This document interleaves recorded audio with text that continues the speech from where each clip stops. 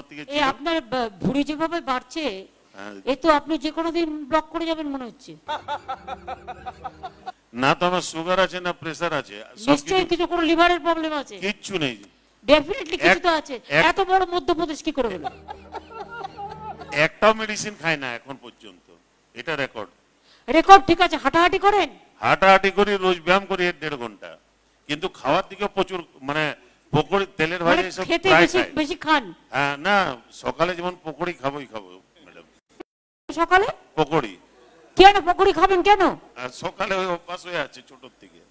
তো ও খেলে কোনোদিন কমবে না এটা?